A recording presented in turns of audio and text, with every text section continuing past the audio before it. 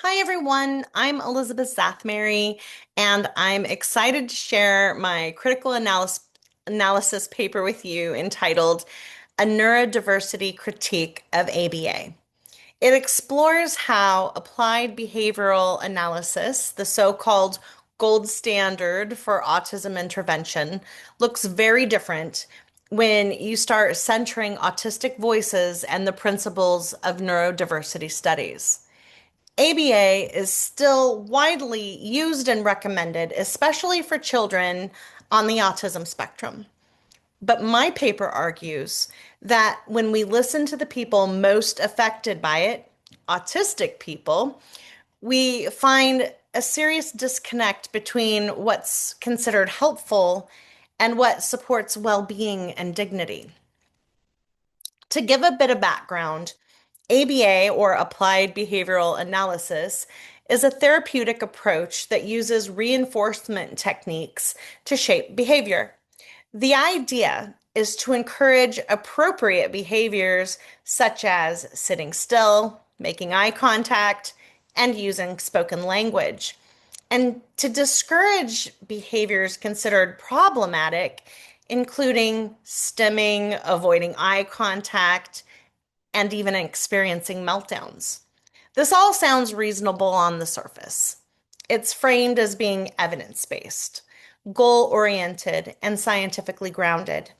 But when you ask, what is the actual goal of ABA? The answer is usually to make autistic kids behave as much like neurotypical kids as possible.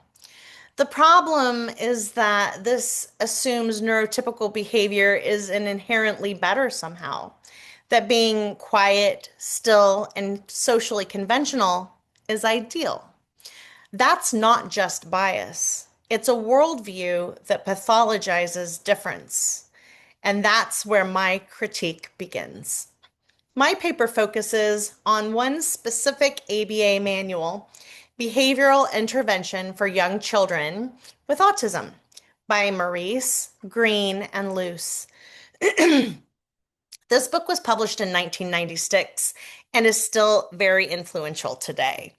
What's shocking is how little the field has evolved in terms of its core assumptions. First, the manual is completely compliance driven. It doesn't ask, what does this child need? Or how can we create a safe environment for them to grow? Instead, it asks, how do we make this child behave more acceptably? The idea is to train kids to become indistinguishable from their peers. That word, indistinguishable, appears in the manual as a measure of success. From the neurodiversity perspective, this is a problem. Neurodiversity recognizes that neurological differences like autism are not deficits. They're natural human variations. So, if your goal is to erase visible signs of autism, you're not helping someone, you're erasing them. ABA tends to focus on external behaviors while completely ignoring internal experience. Take the reward system, for example. A child might be given a token or a treat for making eye contact or sitting still. But what if that child is in distress while doing it? What if they're forcing themselves to mask their true feelings just to get approval? That kind of masking is emotionally exhausting. It teaches kids that their instincts, like avoiding eye contact or stimming, are wrong.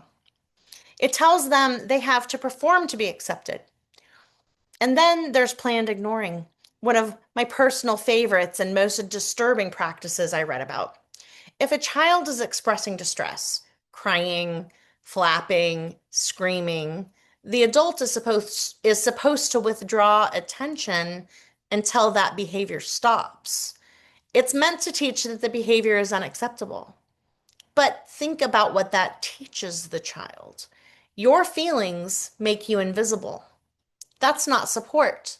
That's abandonment. I related to this deeply. I grew up in a family where emotional suppression was a way of life. We were taught to smile and say that everything's fine, even when it wasn't. I learned to hide my pain and confusion because that's what got rewarded.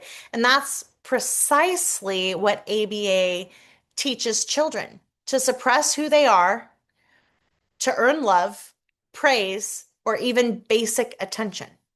Nick Walker's writing was highly beneficial in helping to make sense of all this. She explains that survival strategies like masking are often celebrated by professionals, even though they cause long-term psychological harm. When we teach kids to ignore their boundaries in the name of progress, we're not helping them.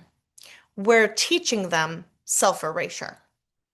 What grounds my critique is the complete absence of autistic voices in the manual. The author writes about autistic kids, but not with them. There's no reference to their experience, their perspectives, their insights. That omission is not academic. It's deeply dehumanizing. As Nick Walker says, nothing about us without us should be the minimum standard of basic respect. But that standard isn't even remotely met in this text. That's why I brought in the voices from real life to balance out my critique. My 6-year-old autistic niece Rosalind gave me a powerful quote. I asked her what acceptance means to her. And she said, it means that when people ask her for something like a hug and she doesn't want it, or they ask her to talk to them and she's not able to, that they just accept that. She said in her words, they smile, they don't try to change me, they just accept it. And that's it. That's the heart of neurodiversity. She's asking not to be made into someone else. She's asking to be treated as a whole person, as she is. I also spoke with my beautiful, talented sister and special education teacher, Jennifer, who used to rely on compliance-based methods, but over time she's shifted to a more relationship-based approach. But over time, um, she said she said that in the beginning she loved ABA, but that it she saw over time that it only valued surface level behavior over inner experience, and that she's come to see autistic behavior over time as communication and has worked to accommodate that communication, not to view it as a problem to fix.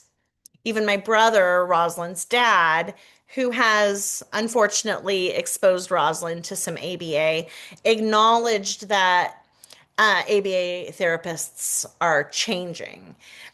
He sees progress. Therapists not discouraging stimming or eye contact, but he also pointed out that those improvements depend entirely on individual practitioners.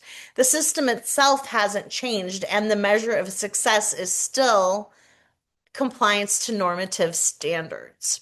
So even if individual clinicians are doing better, they're actually, as Nick Walker stated, just perpetuating the idea that ABA is actually good rather than challenging and changing it. And the reason they're doing that is because insurance will pay for it. Um, I'm very grateful that many are not doing it. But what I took away from this project is that evidence-based doesn't automatically mean ethical. ABA might be statistically effective at shaping behavior, but we have to ask at what cost. If the price is emotional suppression, boundary violations, and the sense of being fundamentally unacceptable in the world, then no amount of data can justify that. I learned that good intentions aren't enough. The authors of this manual likely believed they were helping. But helping someone shouldn't require them to erase who they are. We have to look at the impact, not just the intent. And I learned that absolute support honors autonomy. It doesn't aim to fix or control. It asks how we can listen better, adapt better, and show up with more compassion.